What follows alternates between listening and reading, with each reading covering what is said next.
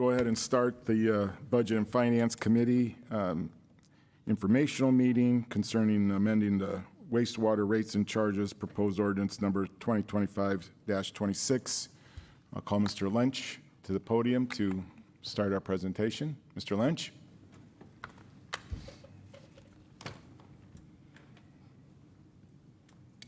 Good evening, council members, community leaders, and citizens of Mishawaka. It's an honor to stand before you tonight to open this important informational meeting regarding our Mishawaka Utilities Wastewater Division. I want to take just a few minutes to frame why we are here, what this process is about, and why it matters to all of us as a community. First, let me begin with this. Mishawaka Utilities is one of the city's greatest assets. Together, our division represents over $90 million in value, providing safe, reliable, and affordable services to thousands of residents and businesses every single day. Wastewater in particular is something most people don't think about until there's a problem. But when you flip a switch, run water down a drain, or flush a toilet, it is Mishawaka Utilities Wastewater that makes sure our community runs safely, sustainably, and responsibly. That's why tonight is important. We're here to talk about the future. Now let's be clear. Nobody wants to see an increase in the rates. I understand that. The council understands that. Every family and business in the city understands that. But what we also understand is this. To not act would be irresponsible. Utilities cannot stand still. Infrastructure ages, regulations change, and the demands of tomorrow must be met with planning today. That's why we've been working for the past 10 months, not only on a rate plan, but on an exhaustive 20-year capital assessment, audit, and plan. This has been one of the most detailed and comprehensive look we've ever taken at our wastewater system. And we couldn't have done it alone. I wanted to especially thank our friends from Baker Tilly, Tim Healy from T.Y. Lynn, and for their extraordinary partnership and great work in guiding us through this process. So what does this mean? Simply put, it's about sustainability, affordability, and responsibility. Sustainability.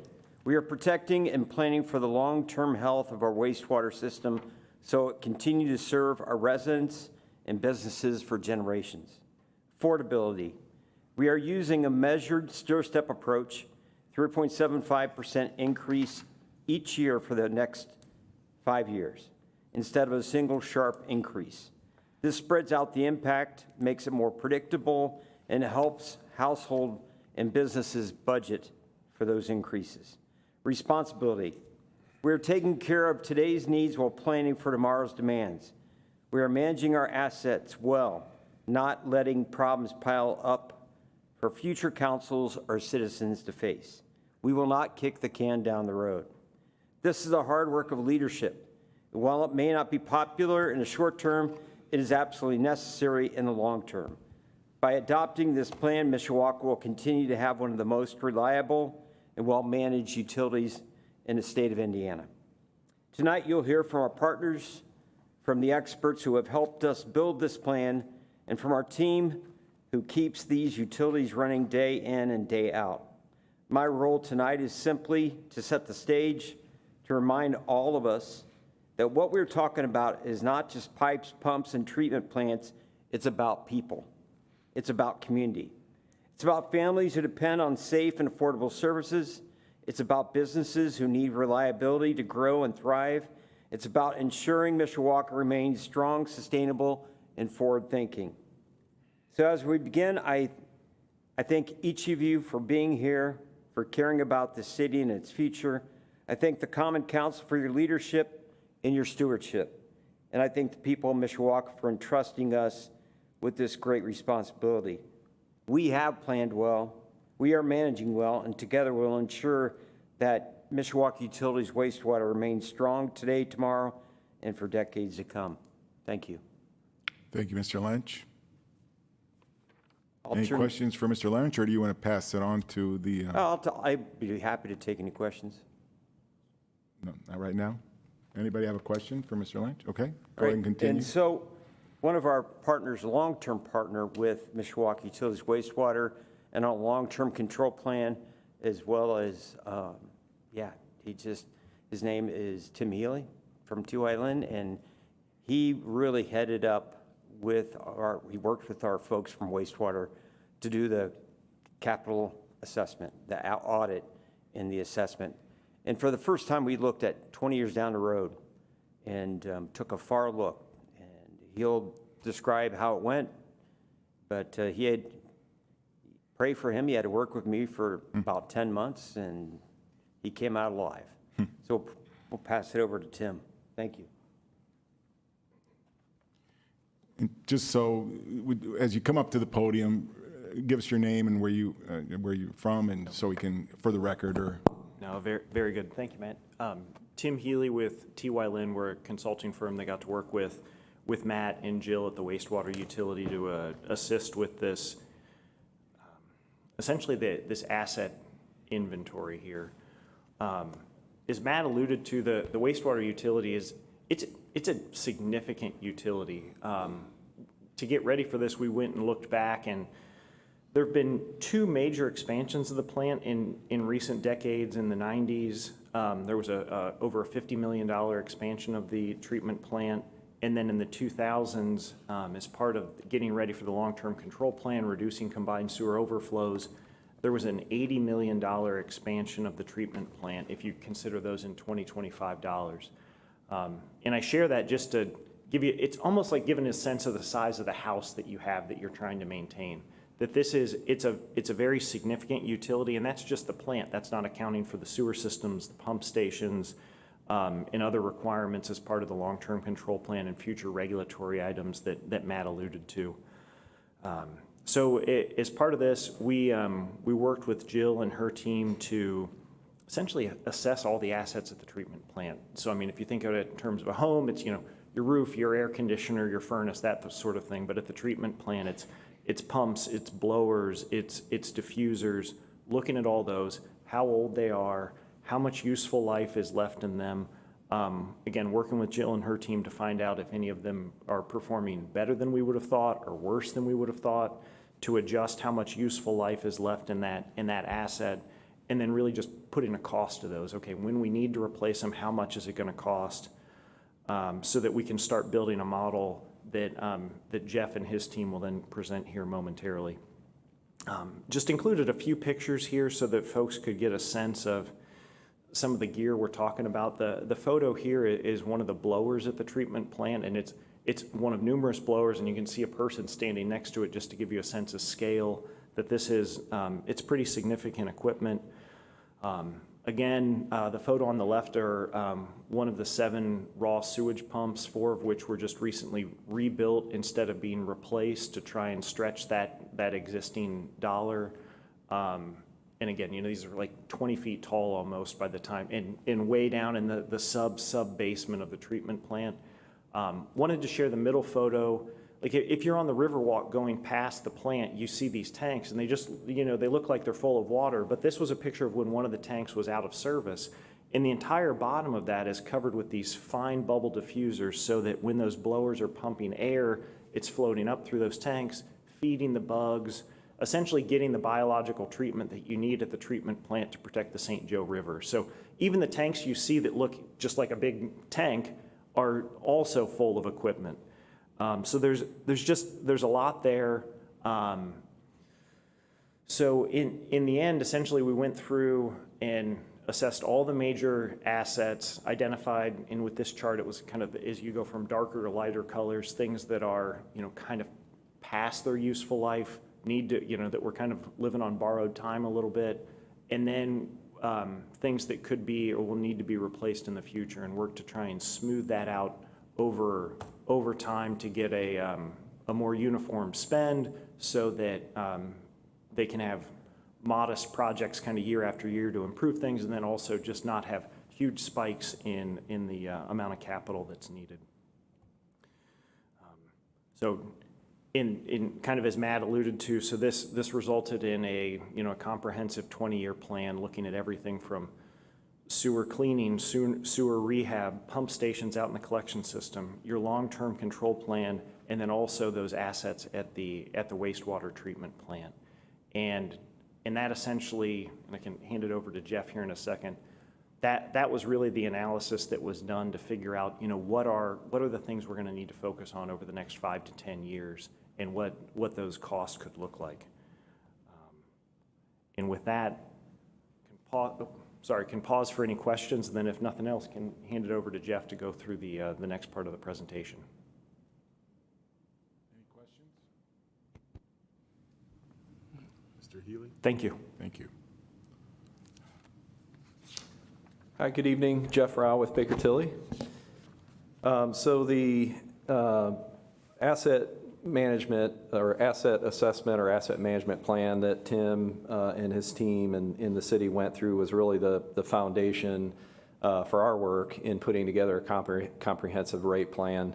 And again, I just wanted to sort of mention again the sort of the overarching goals of the plan, and really fell under 3 pillars that Matt already mentioned, those being affordability, sustainability, and responsibility. And we feel like the plan that's been prepared and is proposed here tonight is sort of accomplishes those primary goals.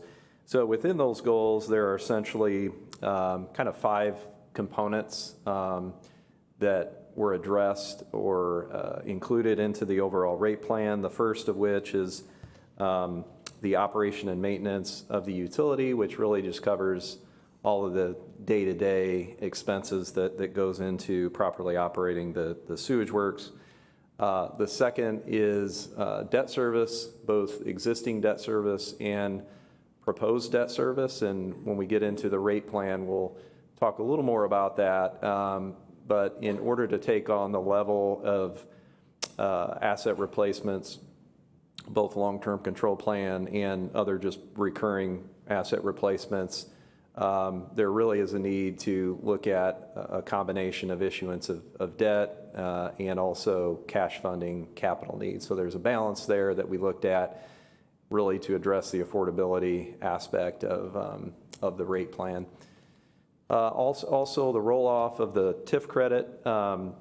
So there was a credit that was established many years ago, which allowed for TIF to be utilized by the sewage works in order to offset debt expenses of the utility. And so there was a sort of a schedule that was established that allowed for required a roll-off of that TIF revenue over time. And so that is also something that we're taking into account in the comprehensive rate plan. The fourth line item is payment in lieu of taxes. For those of you who may not be aware of in the public, the sewage works, like the water utility and electric utility, are tax exempt entities, but state statute by way of that does not pay obviously any property taxes. But state statute allows for municipalities to make a payment in lieu of taxes as a way and a means to recognize that there's a very valuable asset there that should be allowed by municipalities to make a payment in lieu of property taxes and recognize that value that's there in the community. The last item is capital replacements and extensions. We've already touched on that, and Tim kind of went through at a high level some of those needs, and we'll dive into those a little bit deeper here in a few slides. So again, overall, kind of the 3 pillars: affordability, sustainability, responsibility, and taking all of these building blocks into consideration in developing a rate plan that works best for the city and its ratepayers. So along with that, there are some financial headwinds. The first of which, and we don't have this as a bullet point, but I think it's worth noting that the sewage works has not increased rates for almost 6 years now. So that's quite a bit of time to go to go without any type of rate increase. Obviously, with with COVID during 2020 and thereafter, we saw significant inflation. And even though inflation has settled a little bit, most of the cost of materials and other things haven't come back down to pre-COVID levels. So it's a tribute, I think, to the utility that been able to continue to operate and maintain strong financial position and cash balances even through those periods of higher inflation without a rate increase. I mentioned the TIF credit roll-off. So again, from a utility standpoint, this sort of presents itself as sort of a headwind because that means that represents less revenue that will be coming into the utility to help subsidize rates. In terms of dollar amounts, that's $600,000 in 2025, another $960,000 rolling off in 2028, and then $900,000 in 2031, and another $900,000 in 2033. So for the period of 24 through 2030, which is the planning period that we're looking at for a phased rate adjustment, that represents roughly $5 million in revenue. So obviously significant in terms of revenue that had been coming into the utility that will no longer be available. We talked about capital projects. To put a little color on that, the long-term control plan that was mandated by EPA, federal government, was originally estimated at $454 million. So obviously very significant. In terms of a look forward, within the plan, we've built in total capital projects, and this is long-term control plan and other capital asset replacements, but in total, $291 million over a 20-year period. That comes out to about $14.5 million annually on average. I mentioned earlier, as part of the plan, in order to target more frequent, smaller, manageable increases, we needed to look at a structure that looked at both bond funding and cash funding. And so the model that's presented, or the plan that's presented this evening, assumes about $223 million is bond funded, and the balance of $68 million is cash funded on a pay-go basis. So that comes out to about $3.4 million per year in cash-funded capital needs. I already mentioned higher inflationary environment since 2020. And then kind of one last headwind or factor, if you will, it has to do with the residential sewer insurance program. So it's been some time since that program has been in place, and we have adjusted, or the city has adjusted the rate that the residential payers pay. That has resulted in a subsidy that has occurred, and so that program is being subsidized by operating funds. And so in an effort to reverse that trend and create a program that works in the black and has a positive balance and a reasonable reserve to accommodate for sewer insurance needs, we have increased or looked at increasing that rate as well within the rate program.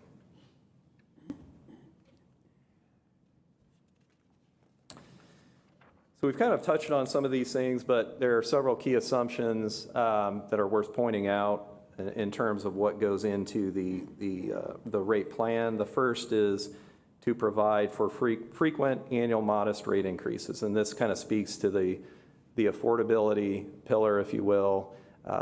Looking at ways to try and avoid any kind of rate shock and adjust rates in a planned and modest way. That also kind of speaks to transparency so that folks know what's coming over the next 5 years. They can plan for that accordingly, whether that's residents or businesses or what have you.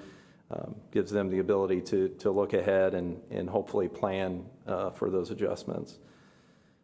We're also building, and I mentioned bond funding, we're assuming that the the utility issues bonds approximately once every 3 years. So if we're looking at a 20-year period, which is what the asset management plan looks at, the longer-term plan, that would include about seven bond issues in all over that 20-year period. Already mentioned the rate-funded projects of $3.4 million per year. We've also built in for modest customer growth. We've assumed roughly 1% per year through 2034, and then in order to be a little bit more conservative, or a little conservative, we've built in basically 0.5% from years 2035 through 2044. From a cash management standpoint, we've also built in an assumption for maintaining certain cash reserve levels. Some of those reserves are required by the bond ordinance, things like 2 months of operation and maintenance expense as a minimum, bond sinking fund requirements. But above and beyond that, we've also built in an assumption that within the utilities improvement fund, which is really reserved, set aside for future capital needs, that is maintained at an amount that is no less than $8 million. So in discussions with utility management and others, that they felt that was a reasonable reserve, given sort of the cost of certain items, that if they go down, then in an emergency, the city has the funds on hand to kind of step in and cover those costs in an emergency situation. So throughout the plan, we've assumed that within the improvement fund, we really kind of hover around that $8 million mark each and every year. Of course, there's some ebbs and flows from year to year, but on average, it's about $8 million. I already mentioned this, but also one of the key assumptions and goals was to replenish the sewer insurance fund to operate in the black and eliminate the subsidy. So up on the screen, we've included a year-over-year estimate of annual expenses, total expenses of the utility. I know this is kind of tough to see on the screen, but if we just look at it on a high level, some quick observations. The first column represents 2024 actual. So when you take into account day-to-day operating costs, outstanding debt service requirements, debt service reserve, payment in lieu of taxes, and also cash-funded capital improvement needs, those total costs were about $25 million, $26 million. Going forward, for 2025 estimate, we were estimating, the utilities estimating about $28.6 million, and then you'll see that total number draw down slightly for 26 through 2028. That's really a result of the outstanding debt service that's rolling off or being reduced over that period of time. But then as we issue more debt, you'll see that ramp back up starting in 29 and 2030. So total revenue requirements each year ranging from a low of about $26.5 million all the way up to $29 million in 2030.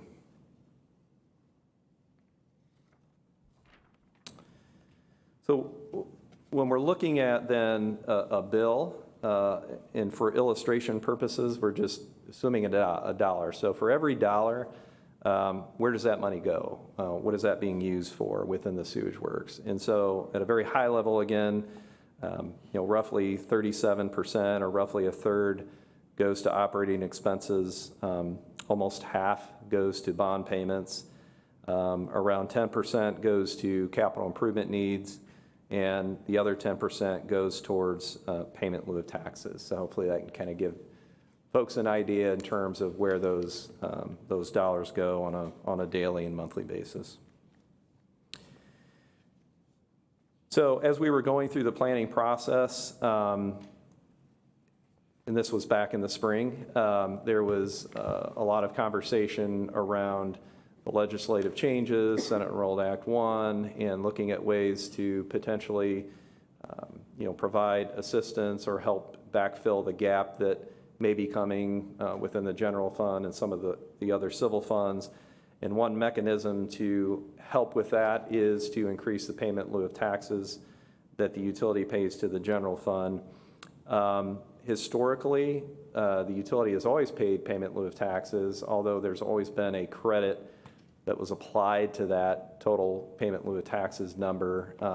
And so the city has never paid the maximum amount that, to my knowledge, there's always been a reduced amount that's actually paid. So what this schedule shows is with that credit that has historically been applied, the removal of that credit, so we see an increase in the amount of the payment in lieu of taxes that the utility would pay to the general fund.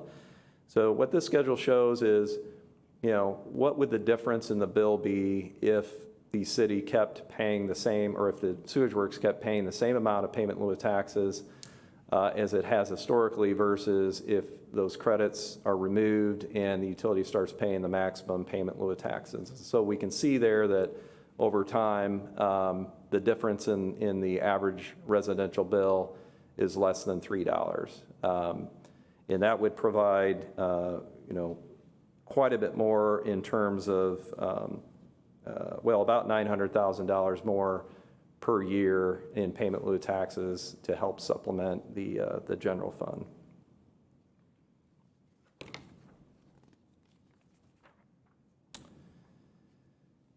All right, so the next schedule, again, sort of focuses on the managing of cash reserves, looking at the projected fund balances, and then how does that align or compare to what the reserve requirements are that have been established as part of the rate plan. So what you see, each bar there represents the total cash at the end of each one of those years. And then the red line shows what the total required reserves would be. So that would be the culmination of the minimum reserve within the operation and maintenance fund, again, which is 2 months of O&M expense. It would include the requirements to fund the bond sinking fund and also the debt service reserve funds associated with outstanding and proposed debt, and then the $8 million reserve within the improvement fund. So you can see once we get out to 2030, prior to 2030, we're still hovering a little bit above those reserves, and then over time, as we issue debt, we see that those reserve requirements go up, i.e. funding of the bond sinking fund and debt service reserve, so that when we get out to 2030, we're pretty much right on, or the utility's pretty much right on in terms of meeting those reserve requirements compared to total cash on hand.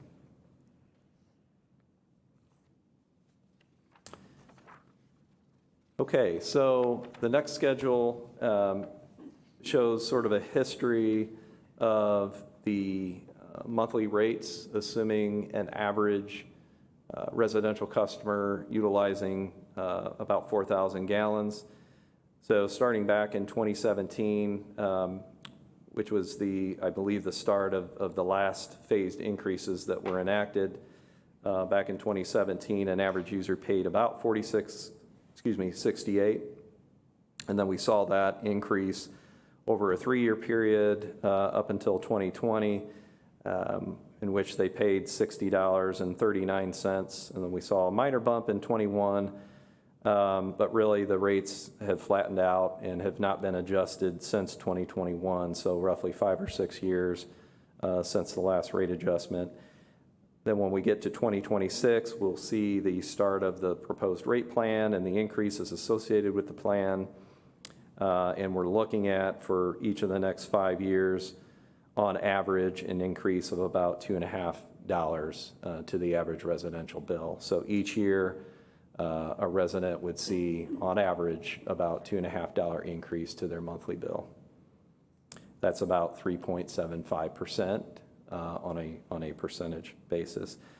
Also note that includes the increase of the insurance fee as well, so that's embedded in those numbers as well.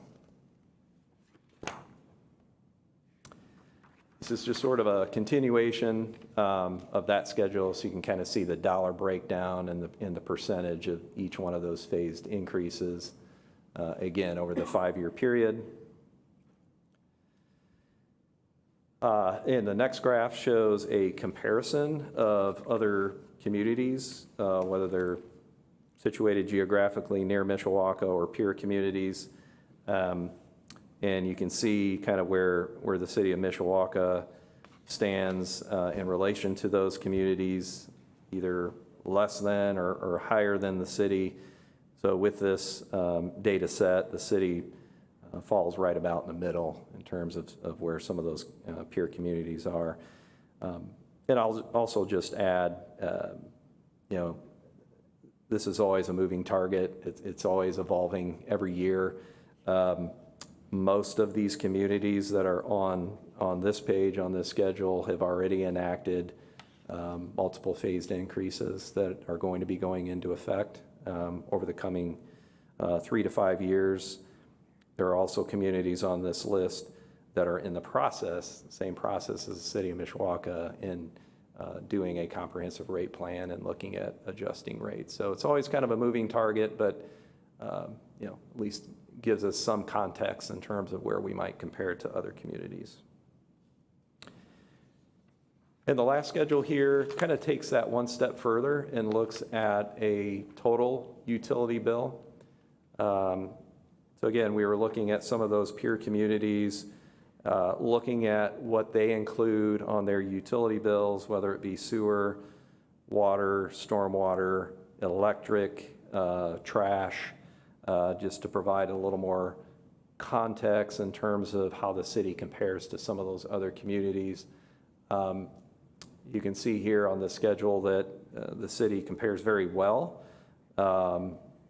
compared to some of those other communities with, total utility bill somewhere in the range of $230, $235 per month.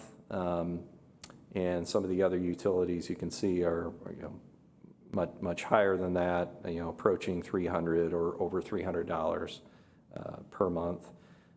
It's worth noting, and I believe this is the case, that the city is the only one that we're showing here that has a municipal electric utility. All the other ones utilize investor-owned utilities, and you'll also see some other variances. Some utilities have a stormwater rate, others don't. Others have a trash rate, some don't. We try to do our best in researching and trying to find, again, privately owned or investor-owned trash rates. Sometimes that information is tough to track down, but we did our best. So hopefully this can kind of give everyone a sense or some context in terms of where the city's total bill might stack up compared to other peer communities. All right, so with that, happy to answer any financial related questions. Any questions? Could you repeat all of that? Start over. Yeah. Ian? I had just a quick question on the sewer insurance. I think our current rate's $2.20. I think that's what would the 3.75 would incorporate. What I guess my question is, I don't know if it's to you or to Matt. What has the city been losing on subsidizing that $2.20 insurance all in the last year or two? Yeah, and I might defer to others to give a more exact answer in terms of what the subsidy amount is, but I can tell you that you're right. The current charge is $2.20. The plan contemplates that increasing to $3.76, and that is embedded in part of that 3.75% increase. But you don't know what we've been subsidizing dollar amount? I don't know if Mr. Lynch would know that. I don't know if you happen to recall. I don't know. We'll come back to you, Jeff, or Matt. Go. Okay. Anything else for Jeff as far as questions? Mr. Hixenbaugh? Mr. Chairman, thank you. Thank you. Thank you for your presentation and the work that you and your firm have done, not only on this, but the service that you've provided us for many years. So we appreciate it. And some of these questions that I'm going to ask may also be better answered by somebody else. So please identify that, or feel free to especially make Mr. Lynch step up to back up to the microphone at a later point in the meeting. But again, going back to the sewer insurance, I think that it would be helpful, maybe not so much for those of us who sit up here, but for those residents of the community who are now in real time or in the future going to watch the recording of this meeting, for us to talk a little bit more in depth about the sewer insurance, how it operates, and how it compares to how other communities manage their sewer insurance program.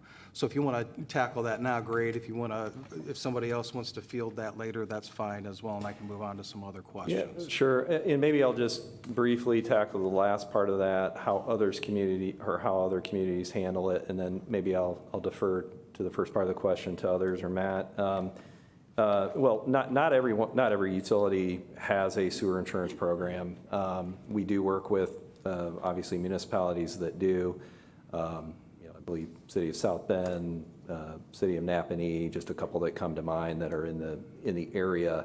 But I think just kind of going back to the original genesis of it, there's a recognition that if there's a failure on the private side, that can result in a significant amount of money that quite frankly might be unaffordable by some.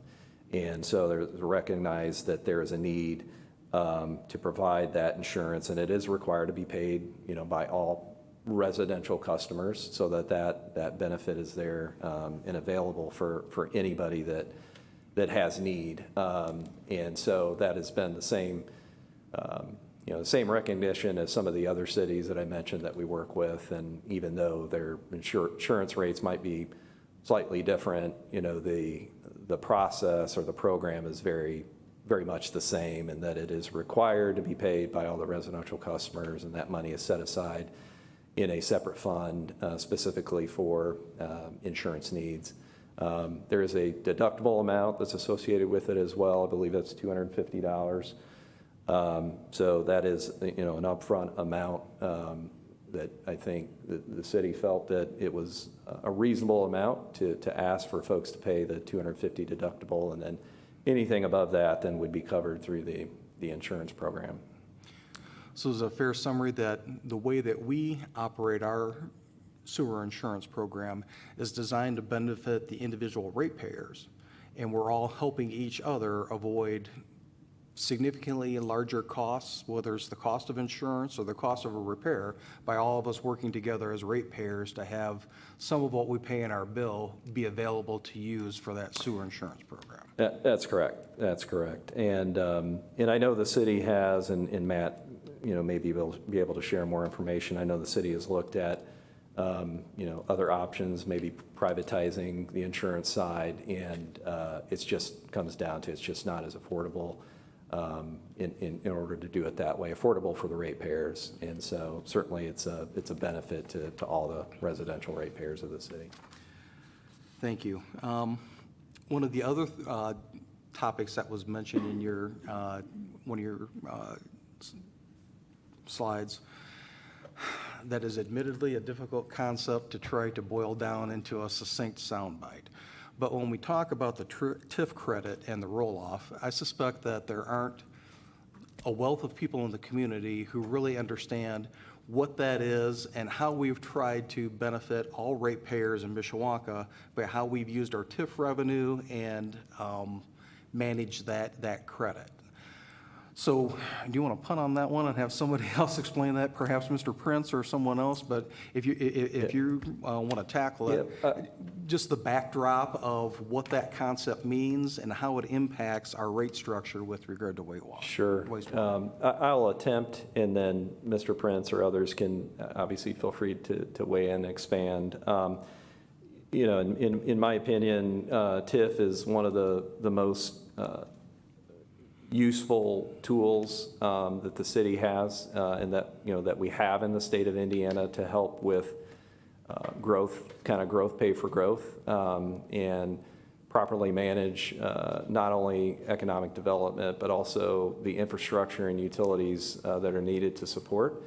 And so as part of that, it's not unusual in order to help manage the rate side of things, to utilize TIF that's being generated within certain TIF areas to help pay for some of those infrastructure needs. It's almost always tied to the issuance of debt, and it can be used for debt or capital. But in this case, it was enacted. The credit was enacted to provide some relief to the ratepayers by way of that TIF revenue coming into the utility or being shared with the utility. And so it's a means to recognize that whenever growth is happening within the city and happening within those TIF areas, those dollars can be used to go back into the infrastructure and invested into the infrastructure, and also provide needed rate relief. And so that's what the city has been able to do through that credit that's been established, and provide some rate relief over the years that TIF revenue has been generated within the TIF area. So and please tell me if you disagree with this, but I think of it as a way for us to be able to capture additional revenue that's generated by development within the city in certain designated areas of the city. And we use that to invest in infrastructure and other uses. But one of the things that we've done for a significant number of years is we've used it to subsidize our sewer rates so that all of us who pay sewer rates in Mishawaka are not paying what we'd otherwise would pay if we hadn't used TIF to lower our bills through the use of that expenditure. Is that? Yep, that's fair, absolutely. And then when we talk about TIF rolling off, and again, if you want to defer, why is it that TIF is rolling off and that $5 million total expense that you referenced in the slide, why is that now a reality that we have to deal with that previously we didn't have to deal with prior to the roll-off? Well, and I'll let Mr. Prince maybe speak to some of that. I think he may have a better history on the TIF credit aspect. Typically, it's tied to, well, there's a sunset date, right, to TIF areas, with the exception when there's debt outstanding. There's some nuance there, but certainly there's the sunset of the TIF area, but there's also, as debt eventually rolls off, then there's also sort of a lot of times a corresponding roll-off of the TIF pledge as that debt rolls off. So I think there's a couple things that are going on there, but I'll kind of punt that to Mr. Prince to speak to it a little more accurately.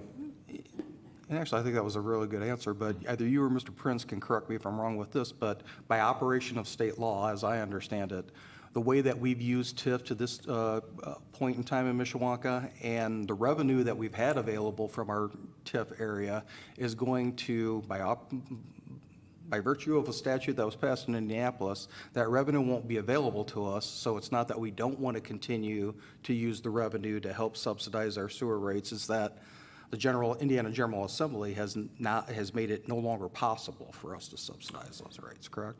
Yep, there is a term to a life to each one of those TIF areas, correct? You know, another topic, and I'm still on your financial headwinds slide, but just to provide some context and some background, you know, that $454 million expense that's driven by the federal government with regard to the long-term control plan. You know, we talk about that acronym, and again, I think all of us who are involved understand what that is. But if either you or someone could really telescope that out and explain for purposes of our ratepayers what it is that we're talking about.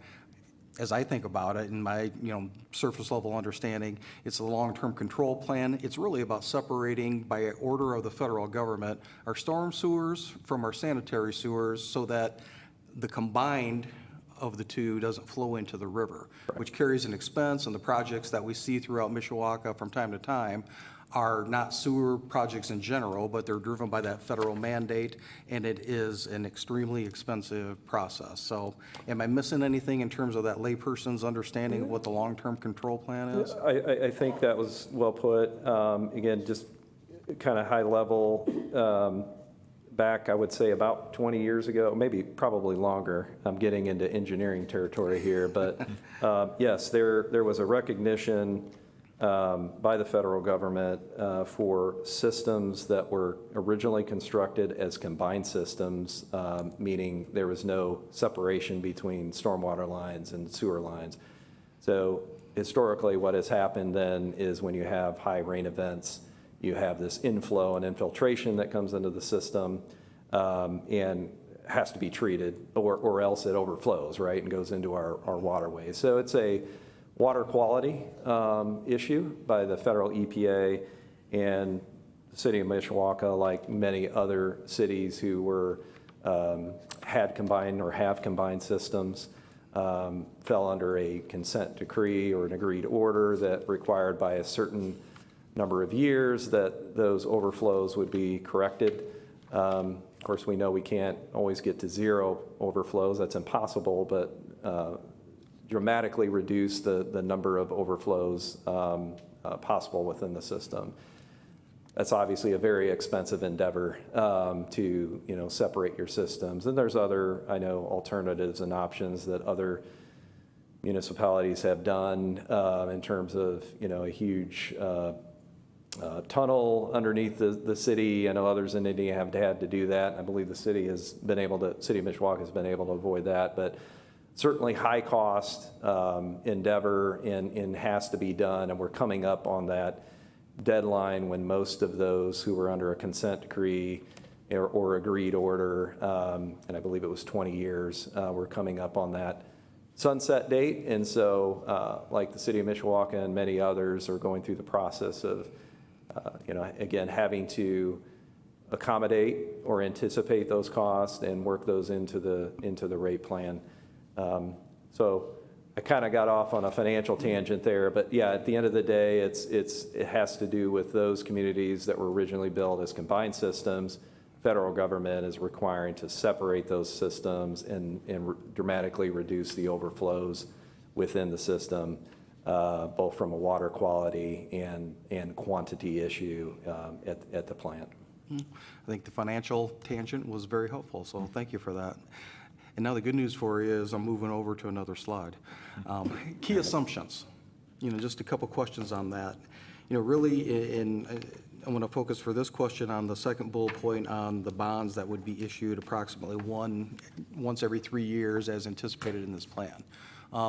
For purposes of the public and then for the council, am I wrong in assuming that would require separate council action? It's a forecast, it's an assumption that's built in the plan, but it's not an approval of any individual bond issue. That would take separate action of the fiscal body in order to approve those bond issuances, correct? That's correct. So the procedure would still, or to move forward with any bond issue, a bond issue would require authorization by the Common Council through the adoption of a bond ordinance. So that's correct. Even though we have built those into the plan as assumptions, it would still have to come before the Common Council for approval. Real quick, let me interrupt. What is our bond rating? Do you know for wastewater? I don't recall off the top of my head. I don't recall off the top of my head. I think it was AA minus? Okay. Yeah, I believe it was double A, but I can't remember whether it was AA minus or just And double A. AAA is the top, correct? AA minus, okay. Kaylee confirmed that it's AA minus. And AAA is the top. Correct. Okay. Yep. And there are no municipalities. I just wanted to throw that in where we're talking about bonds before I forget, so.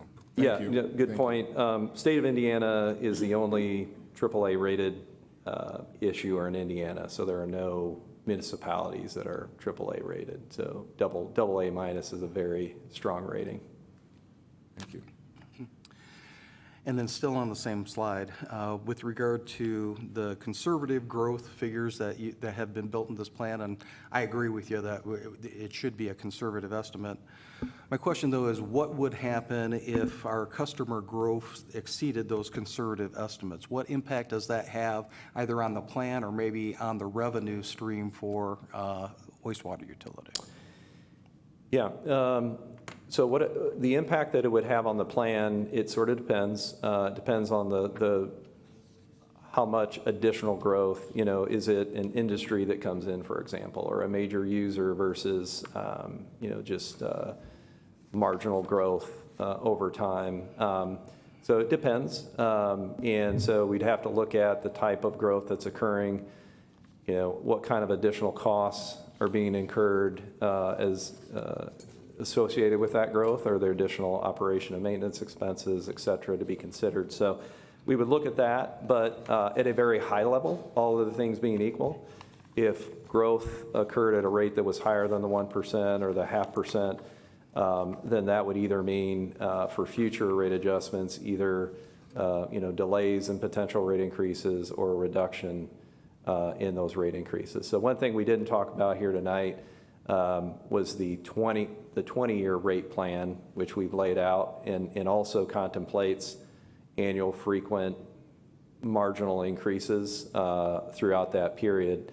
We're just focused on the next 5 years for tonight, but we have projected increases going ahead or going forward, and so those increases could potentially be reduced if the city sees a much higher rate of growth than the 1%.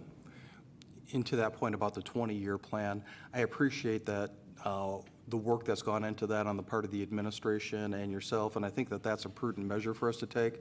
But from my perspective, 5 years is about as long as I can project in the future without becoming concerned about factors that I can't even anticipate today that might change. So I appreciate that long-term view, but balancing with the short-term makes sense to me. So presenting it both ways is helpful.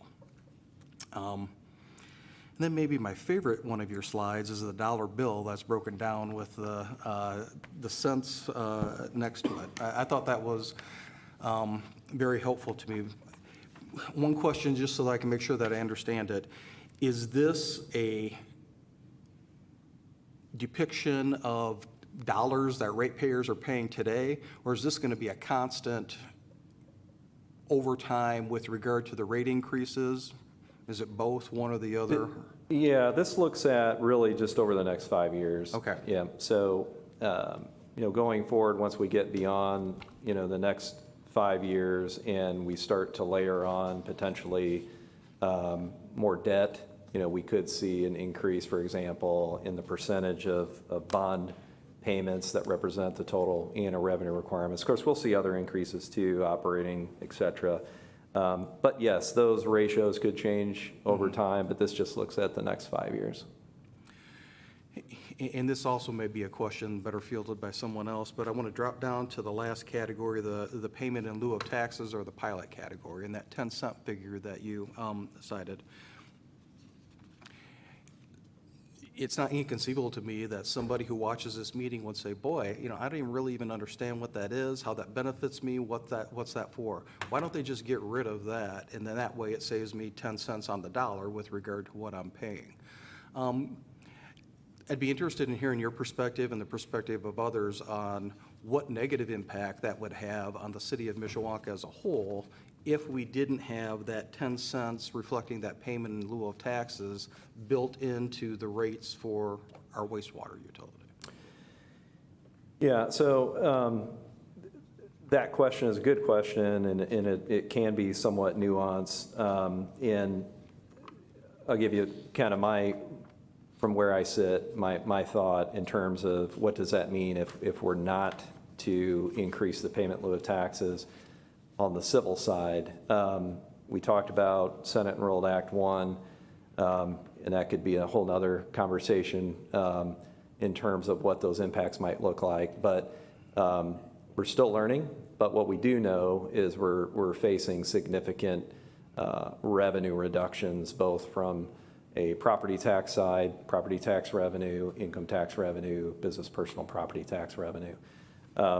So to the extent that those revenue losses actually occur based on the way the legislation is currently written, that will result in a significant reduction in revenue on the city side. So the purpose of the payment in lieu of taxes, again, which is statutorily allowed, is it creates, or what it does is it recognizes the $90 million value that the sewage works holds. but is not included in or incorporated into the assessed value of the city because it's tax exempt. But that's a significant value, a significant investment within the city that doesn't currently pay taxes. What Senate Enrolled Act 1 is doing in part is enacting some additional credits, right? Homestead deductions and credits, which is a good thing in terms of taxpayer, what taxpayers pay perhaps, but not such a great thing from a revenue standpoint. And so what the payment in lieu of taxes does is it allows the utility to kind of pay their fair share of what they're not paying, but their fair share, since they're not included in the assessed value of the city. So it's a means to kind of recognize, in a way, what the sewage works would pay in property taxes if their assessed value or the value of the utility was included in the total city's assessed valuation. So again, it's a mechanism and a means to recognize that and properly make a proper payment to the general fund to help support city operations. Which sounds to me, and tell me if I misstate what you said, that savings of 10 cents on the dollar for every ratepayer, all ratepayers, could result in a significant negative impact on the revenue for the civil city of Mishawaka, which then could potentially result in our inability to continue to provide the services that our residents want us to provide to them on a daily basis. That's correct. And then last question, and my friends, I know that I always say that usually means that I've got about 3 or 4 more that I'm going to ask, but I hope it's for your sake, my last question. I want to jump to the slide that compares our rates and the proposed rate to other communities. And I think you did a good job of really highlighting the fact that this is a snapshot and it's a moving target and these rates fluctuate over time. Just to make sure that I understand, if in fact some of these communities on either side of us on the slide would have rate increases that are not factored into this slide, our comparison gets better, not worse, with regard to any other rates that are built on top of the rates that are on this slide. Is that accurate? Yeah, I'm not sure about better or worse. In terms of where we stand right in the middle. Where you stand right now, yes, yeah. And so I'm just kind of eyeballing, for example, I know this is public information, but like City of Fort Wayne has adopted a multi-phase year increase. So okay. What we're reflecting right now is the current rate that's in effect, City of Fort Wayne. So yes, to that point, those rates will continue to increase, and so we're not recognizing that within this schedule here. Well, as always, I appreciate your patience with me, and again, the work that you and your firm have done to help put this plan together. And like I said earlier, as well as the work that you do on a daily basis to provide service not only to the utilities, but all of Mishawaka. So thank you. Okay, thank you. Appreciate the opportunity. Any other questions? Mrs. Hazen? Question. Did you call me Mrs. Hazen? Yeah. Okay, thank Luann? you. Hi there. I'm sorry, I'm a little confused. So we're saying that the impact is going to be 3.75% over 5 years per year, including the sewer insurance, but that does not include the pilot? It does. It does Yes, as well? so, yes, it does include as a annual expense or revenue requirement, it assumes that the pilot payment is increased over I believe it's a 2-year period or 3-year period. So we're not going immediately to the maximum payment in lieu of taxes. We're phasing that in over 3 years, and that's built into these rate increases. I don't understand that, because it says in 2030, it's currently, it's 70.27, but it's going to be $73. And that alone is $2.73. So I'm confused about that. Yeah, on page, Sorry. are you on page 11? I'm on page 11, yes. Okay, yeah. Sorry. So this was an attempt just to show the impact that, increasing the payment in lieu of taxes would have. versus just keeping it at the same level. So the blue line is a reflection of, or our estimate of what the proposed rate would be if we were to take out or remove those increases in payment in lieu of taxes. And then the red line is obviously with that phase-in of I the got it. payment in lieu of taxes. I understand that. Okay, thank you. I think that was pretty much all I had a question about. Thank you. Any other questions? Following up on this pilot discussion, that calculation is based on net asset value, is that correct? Correct. So is that, in my accounting world, is that the asset value minus depreciation equal, and so the higher that number, That's the correct. greader the pilot? Like our Yes. property taxes, the higher the assessed value, even that supposedly we're supposed to, if the assessed value goes up, we would gather more income. Same thing with the Same pilot. thing. Yep, Okay. that's correct. Yep. So to the depreciated value, and so, it's really something that can be looked at, and I think the city does, pretty sure the city does look at that every year in terms of what the value of the depreciated value of the asset is, and as that changes, then the payment in lieu of taxes can ebb and flow as well. Similar to, our assessed value on our homes, for example, as they exactly. continue to go up, then that would increase the tax bill. Although with Senate Rule Act 1, that's not necessarily the case, but, Correct. yep. Any other questions? I do have one more. So on the pilot, is that, it's personal property taxes or just property taxes, or both? Just property taxes. Just property, okay. Got it. Anything else for Jeff? I'll echo Mr. President, my president, Mr. Hicksonball's thanks for all your work that you've done on this and other things for our city. We appreciate you. Thank you very Yep. much. Thank you, appreciate it. Thank you. Any, I'm going to invite a couple other folks to come up in just a second. One is Kayla, who has worked with us from the Controller's Office.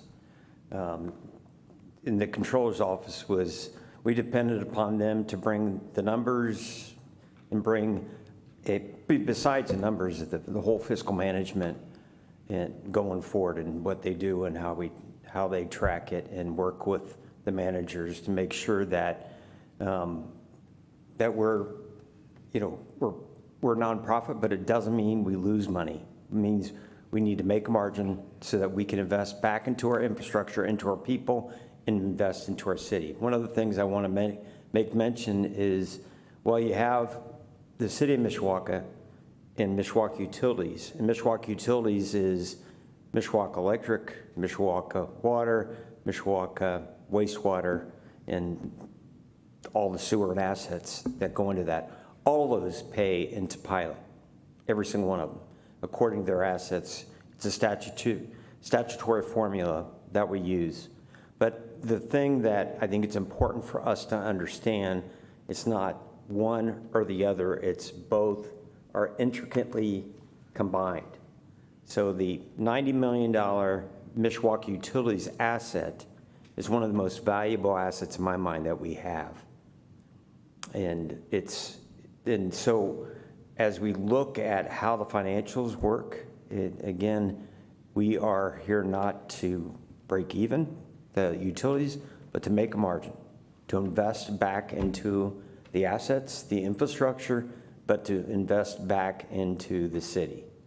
And that $90 million asset is important. But on top of that, the reason that we are one of the most affordable utilities in the state of Indiana is because we are a municipal nonprofit utility, and that we don't report to shareholders that demand a 21% profit margin.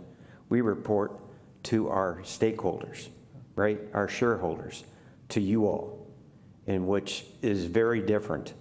So the margin that we expect, that we hope for, will be rolled back into, again, the utilities, the infrastructure, et cetera, and some to payment in lieu of taxes. That's statutory allowance. But the other thing is important to mention is the affordability, right? there are communities that have and will raise the rates, irrespective, from my perspective, of how it will influence or have an impact on the ratepayers.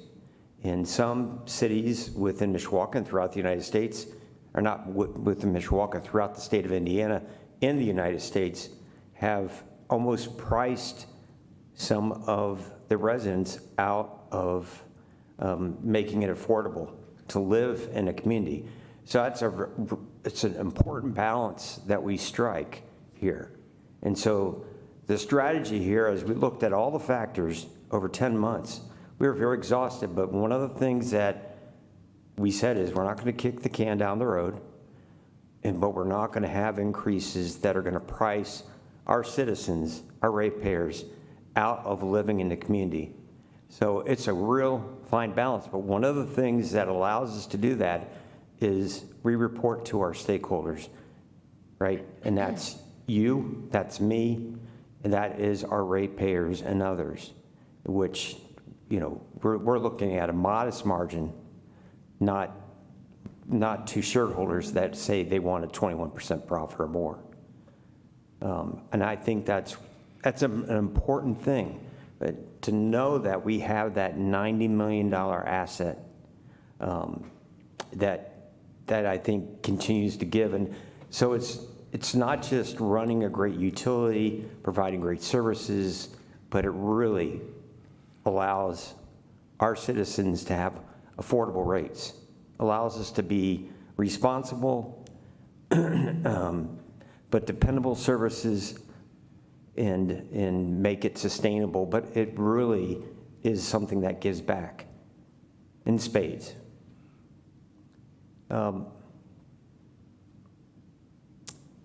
With that, I'd take any other questions, and I'm going to have Kayla from Controller's You were Office. answer the subsidy question about the insurance. Do you know how much the city has been subsidizing? Well- What our loss has been, how much we're underwater on it, so to speak? It's about, and it fluctuates, about $100,000 a year. Correct? Between 50 and 100,000. Yes, a year. That That we're, we're subsidizing? Yeah. the utilities is subsidizing, right? Yes, utilities. So the thing that I would say to you is somebody who moved into a part of Mishawaka. I've been living here about 38 years, but we moved into a new house 3 years ago.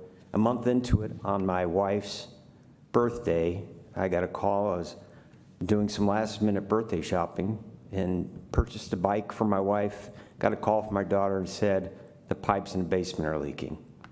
So got home, called a plumber, and discovered after hours of investigation that the sewer pipe from the house to the connection was evidently tried to be fixed years ago. Somebody duct taped it, but we had a sewer problem. And it took several hours. They had to dig it out, and they had to repair it and put it back together.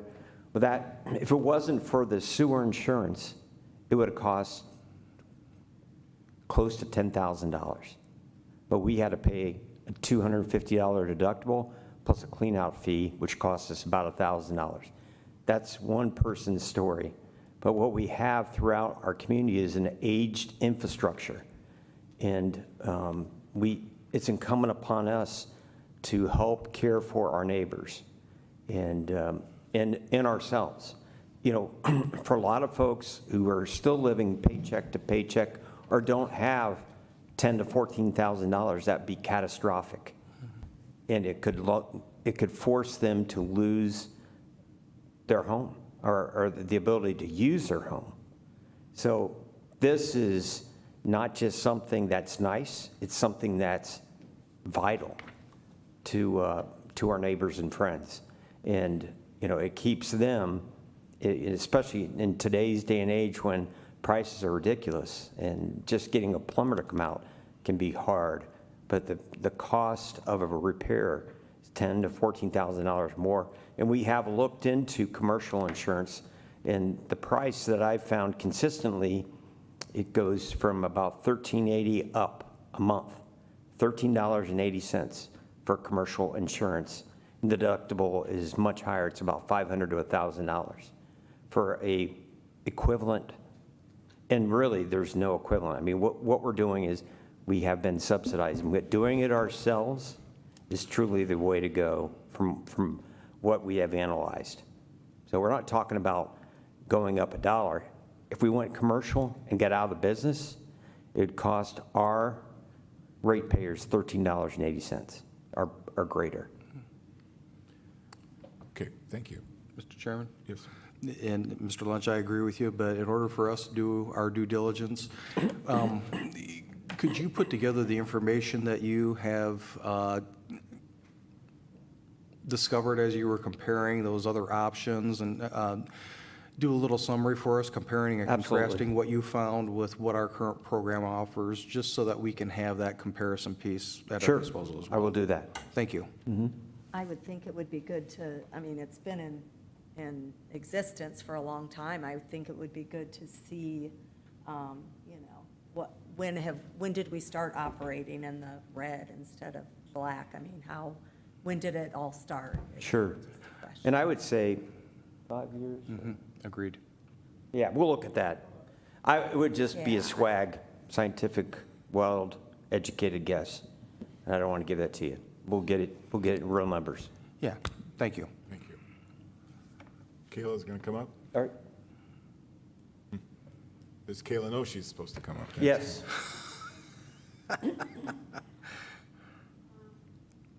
And please introduce yourself. Thank you, Kayla. Kayla Yoder, Deputy Controller of the City of Mishawaka. I helped give the information to Baker Tilly while Jill worked with TY Lynn.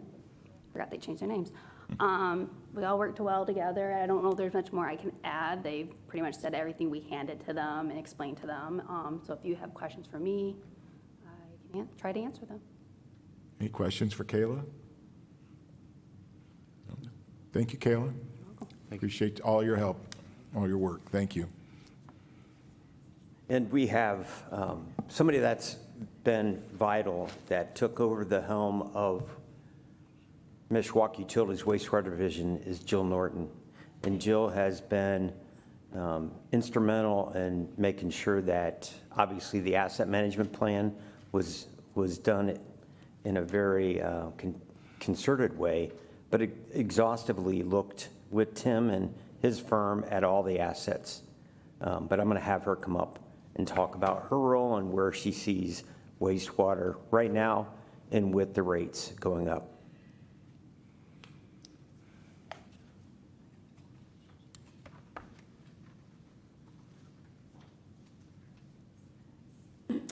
Jill Norton, Mishawaka Wastewater Manager. Council members, community partners, and citizens of Mishawaka, thank you for your time, your thoughtful attention, and your willingness to engage in this important discussion tonight.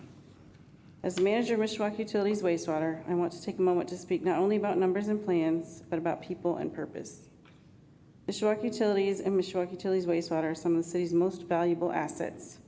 We are entrusted with protecting public health, safeguarding the environment, and ensuring that every home and every business in Mishawaka can depend on safe, reliable, and affordable wastewater services. Mishawaka Utilities is a system worth more than $90 million in physical assets, but its true value cannot be measured in dollars alone. Its value is in the quality of life it makes possible for our families, our businesses, and our future. The work of wastewater is often invisible and sometimes thankless. Our employees are not always seen, but their commitment is unwavering. They are all out in weather, they are out in all weather conditions at all hours, ensuring that this vital system operates safely and smoothly. Their work prevents crises, protects our rivers and streams, and sustains the infrastructure that underpins our city's growth. The plan before us tonight is about honoring the work and preparing responsibly for the future.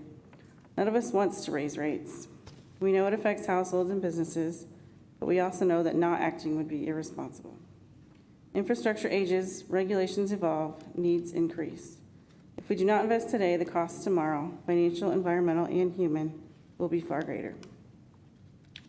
This is why we have worked diligently with Baker Tilly and TY Lin over the past 10 months to create a reasonable and sustainable rate plan. It is based on an exhaustive 20-year capital assessment and spreads predictability with modest 3.75% annual increases rather than sudden spikes. And it is rooted in fairness, asking each of us to contribute our share so that Mishawaka Utilities wastewater remains strong, reliable, and affordable for decades to come. I ask you to view the plan not only as an expense, not as an expense, but as an investment. An investment in families who expect safe and affordable services, an investment in businesses who depend on reliability to thrive, an investment in Mishawaka's future as a city that plans well, manages well, and never takes its essential services for granted. On behalf of Mishawaka Utilities Wastewater and its dedicated team, I thank you for your partnership, your stewardship, and your commitment to the long-term health of this community. Together, we are ensuring that the vital system continues to serve Mishawaka today and for generations to come. Thank you. Thank you, Jill, and thank you for all your services to the city and with wastewater. We appreciate it. Any questions for Jill? Thank you. Thank you, Jill. Mr. Lynch, or whoever wants to. Any other questions? Well, one thing we had talked about before is some type of customer assistance program, and you said, and I know we have discussed it, and you're starting to put a little plan together. Can you just give us a little, what that might look like, and where if we can get more information on it, I think would be a good idea too. So, yeah, you and I had spoken, So a customer assistance program would be new to Mishawaka. It's not new to our region. South Bend has one. Baker and Tilly have done that type of work in terms of laying out the foundation for what it would look like, how the investment would be made, who would make the investment, and how it would be administered. So I've given you all just a concept of what it would look like. I think it's something we need to look at. We want to make sure that as a nonprofit utility, we understand that there are folks that are on a fixed income, including senior citizens, and I think a ratepayer assistance program is something that we need to explore and something that we're looking into, and we're gonna address. We're gonna look into that further, and we'll have more information for you coming. But I think it's, as I look and hear, talk to folks that come into the business office, there are those who struggle, and it would be a great asset for us and for our ratepayers for us to have that. And so we're gonna investigate it more, but I think it's something as you know, we've looked and have increased rates for electric and for wastewater, and we have to look at all of our utilities. Yeah. I think as we look at those, it's incumbent upon us to look at what assistance may be out there that we can provide as well. thank you. Ms. I Hahn? did have a question about that. Are you aware of any programs that are already in effect, either countywide, statewide, even federally, that are available to people who are looking for assistance? South Bend has a rate assistance program that's in effect. For South Bend residents, though? Yes. Is there anything that Mishawaka residents Yeah, have well, any a couple. access to? I mean, Real Services Okay. helps. I mean, that's a federal program. So you can look at, I mean, and there is Penn Township, but those are spits and spurts. Real Services is more consistent. It gets into federal dollars and state matching dollars and things. And there's a moratorium of when you can and can't turn off folks. But just as a supportive, friendly community and looking at where rates are going, it's important for us, I think, to look at all the resources that are out there and what more could we bring. Thank you. And we would be able to administer it, Yes, MU, right? yes. Okay, thank you. It wouldn't be the only thing. There are Real Of Services course. and others. I'm But talking it about could this be, specific. it could be one major thing. I'm talking about this specific. Yes. I'm sorry. Yeah. Sorry, I'm No, talking, no, go ahead. I was just glad when Lacey Ms. Hahn brought that up, because I was thinking the same thing. There are services available in the community. There are hoops that you have to jump through in order to get them. But I just would say when we, as we investigate client assistance program, that we, really look at the whole of what's available in our community and see where we fit in that. And that's all. Yes. Thank you. Agreed. Mr. Chairman. Mr. Ixenbaugh? And I agree with my colleagues. I think this is worthy of further investigation, but from my perspective, I would encourage you and the administration to bring us something tangible on this issue as soon as would be prudent. Will do. Thank you. Thank you, Mr. Lund. Anybody, any other questions? I do have one quick Sure. question. So you said that as a nonprofit, and I understand this, we do operate on a modest margin. What do you consider to be a modest margin? For me, and it's 3 to 6%, but that could fluctuate. But, we are not here to gouge. As I said before, and I'll say it again, we report to stakeholders, not shareholders. We're not looking for a 21% profit.